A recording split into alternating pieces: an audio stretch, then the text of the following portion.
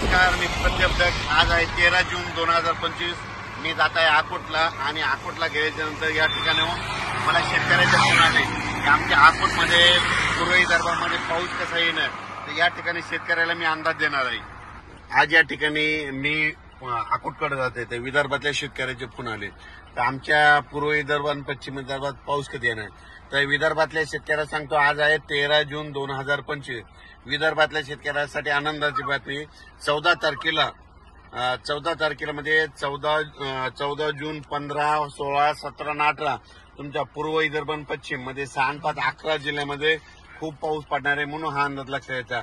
तर या ठिकाणी विदर्भात इथून अकोट 7 किलोमीटर राहिले. ह्या शेतामध्ये पाणी सचरमध्ये म्हणजे 14 ते 18च्या दरम्यान, म्हणून हा अंदाज लक्षात घ्यायचा. पण राज्यातल्या सर्व शेतकऱ्याला सांगू इच्छितो की म्हणजे आज आहे 13 जून पासून ते 17 जून पर्यंत पाऊस पडणार आहे.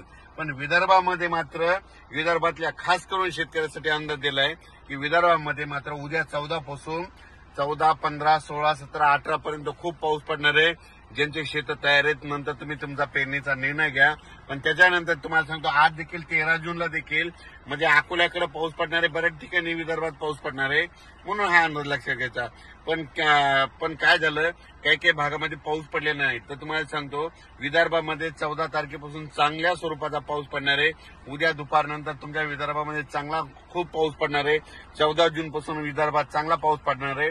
म्हणजे 14 जून ते 18 जूनच्या दरम्यान 6, 5, 11 जिल्ह्यामध्ये चांगला पाऊस असणार आहे, म्हणून हा अंदाज विदर्भातल्या शेतकऱ्यांना लक्षात यायचा.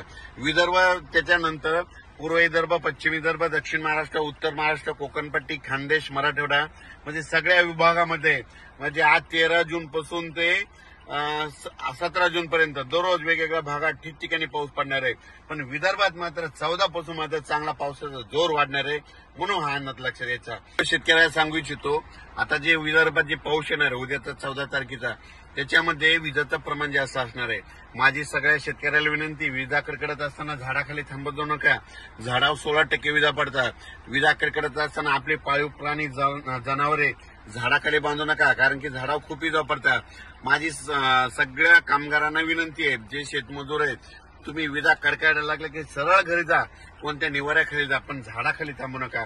कारण की याच्यामध्ये विजेचं प्रमाण जास्त आहे, वाऱ्याचं प्रमाण जास्त आहे. वारं जास्त असल्यामुळे झाडं देखील पडण्याची शक्यता जास्त आहे, म्हणून हे नाकारता येत नाही. म्हणून तुम्ही जरा काळजी घ्या, कारण की हा अंदाज केवळ विदर्भातल्या शेतकऱ्याला देत आहे. कारण